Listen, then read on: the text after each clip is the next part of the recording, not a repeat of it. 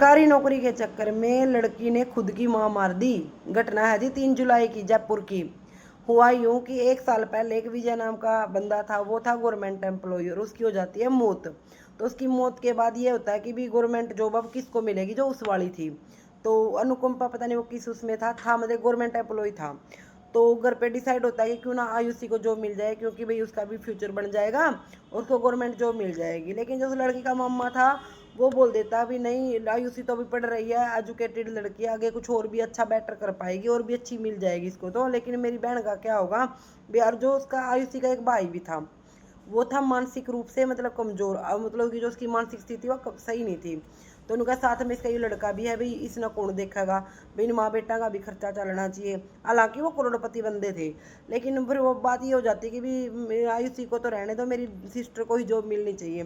तो यह बात आयुषी का मन में बहुत मतलब सदमा दे दे रहा, मतलब अपनी माँ तो नफरत करने लग जाए और नाराज होकर उसका पापा का दूसरे घर में रहने चली जावे है। और वहां जाकर उसका दिमाग में बरन के खुरापति चल है, और वह अपनी माँ ने मारने खातर प्लान बनाने लग जाए। तो वह अपने ताऊ का लड़का तो बात करे है कि भाई यदि आप मेरी हेल्प करते हो ना मेरी माँ को मारने में, तो मैं आप मेरी जो प्रॉपर्टी है वो हाईवे वाली, मैं आपको वो दे दूंगी सारी। और उसकी वैल्यू थी कम से कम भी 5-6 करोड़ रुपए। तो उसका ताऊ का लड़का क्या था, भाई ठीक है, वो अपना पापा तो बात कर रहा है, उसका पापा भी रेडी हो जाए, उनका ठीक है भी कर देंगे आप यू काम। फिर क्या कर रहे हैं, मतलब पूरी प्लानिंग तैयार कर ली जाओ कि आप इसने गाड़ी तो उड़ावांगे ताकि आप एक्सीडेंट लग गई ना कि मर्डर, ठीक है। तो एक बार पहला उस पर अटैक हुआ है, तो मैं गाड़ी खरीद ली, मतलब गाड़ी हो एक स्कॉर्पियो, वह पहला उस पर अटैक करा, लेकिन वो कुछ ना कुछ करके बच जाए है।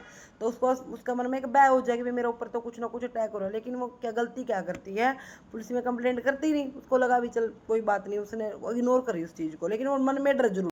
तो उसने फिर क्या किया, ऑर्डर ने मतलब उसने वो ऑफिस से भी छुट्टी ले ली और अपने आप को घर में ही बंद कर लिया, और वो सारा सामान होम डिलीवरी से ही मंगाने लगी। लेकिन लड़की को तो अब और टेंशन होगी। लेकिन उसकी माँ की एक मजबूरी थी कि उसने कुछ ना कुछ भी हो जाए, लेकिन उसके भाई को एक बार हॉस्पिटल में महीने में एक बार लेके जाना ही पड़ता था। तो उसकी मजबूरी के कारण उसको बाहर निकलना पड़ा। और उसके लिए उन्होंने क्या किया, अभी मेरी मम्मी कब बाहर निकले तो उन्होंने बाहर है ना वो लगा दिए, बंदे लगा दिए कि भी जब भी ये बाहर निकले तो हमें अपडेट कर दी जाए। और वो गाड़ी भी खड़ी कर दी उसको टक्कर मारने के लिए। तो और उसने नीरज ने भी ड्रदी ने क्या किया था, अपने घर पे सीसीटीवी लगवा लिए थे। और उसके बाद जब वो हॉस्पिटल जाती है तो उसको कॉल जाता है, उनके जो उन्होंने रख रखे थे देखने वाले भी नजर रख रहे थे जो नीरज पे, कि भाई तेरी माँ घर से बाहर निकल गई है। आयुषी बोलती है अच्छा। फिर आयुषी अपनी माँ को कॉल करती है, क्योंकि कभी कभार वो कॉल कर लिया करती है अपनी माँ ने। तो पूछा, ने कहा मम्मी आप कहाँ पे हो, बता अभी मैं भाई को लेके हॉस्पिटल आई हूँ। कहा अच्छा बाहर आ रही हो क्या भाभी, ने कहा हाँ मैं बाहर आ रही हूँ। ने कहा ठीक है मैं भी आ रही हूँ। वो कॉल करती है उस बंदे को भी जाओ मेरी मम्मी अब अकेली बाहर आ रही है। तो वो गाड़ी वाला वहीं पे जाता है और उसको वहाँ पे टक्कर मार देता है और उसकी मौके पर ही मौत हो जाती है। फिर आयुषी को फोन किया जाता है कि तेरी माँ ऐसे ऐसे मर गई। वो तो बेचारी अभी भाग के आती है, वो तो बेचारी दुखी थी ना। अब ये किसको पता कि ये खुद ही इतने षड्यंत्र की मालिक है, सारा षड्यंत्र इसी ने रच रखा है। फिर वो अपने मामा को बुलाती है, मामा भी आता है उसका।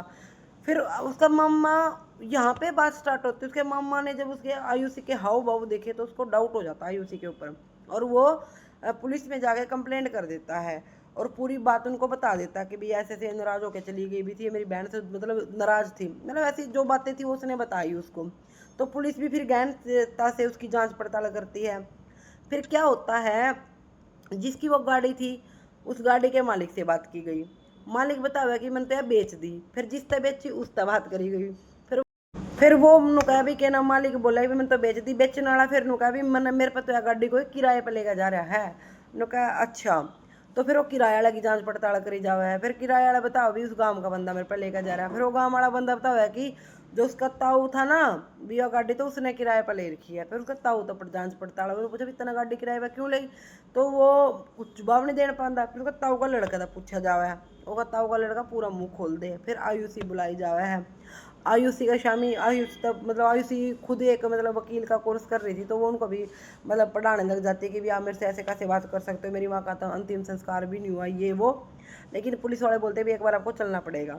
वह चली जावा है। फिर ओढ़ा जाकर वह पूरी मतलब उस सब दिखाई जावा, सीसीटीवी दिखाई जावा, सारी चीज़ें मतलब मिलान कर जाऊँ दिखाई जाऊँ सभी, देखो देखो देखो ये चीज़ें। और जब वो उसके ताऊ को लड़का ने देखा, ताऊ ने देखा, तो वह समझ जाए कि बिनती बेरा लग गया सारी बात का। फिर वह भी कबूल कर ले है। चलो वो मामला तो सॉर्ट आउट हो गया। लेकिन अब बात सोचने वाली ये है, क्या इतना भी लालच होता है किसी चीज़ का?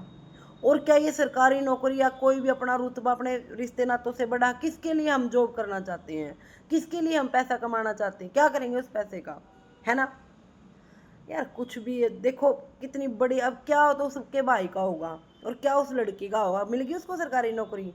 इसलिए भाई इतनी भी नफरत मत पालो अपने अंदर कि तुम्हारे रिश्ते जड़ से ही खत्म हो जाएं। और ये ऐसी ऐसी घटनाएं हमें यही सबक सिखाती हैं, और कि आज के टाइम पे भरोसा किसी पे नहीं किया जा सकता, ना खुद की औलाद पे, चाहे वो बेटा हो और या बेटी। और हम तो उन सिया को या केतन का जो केस था, या जो एक दो लड़कियां जी बॉयफ्रेंड मार देती हो, भाई आज के टाइम पे किसी पे कोई भरोसा नहीं है।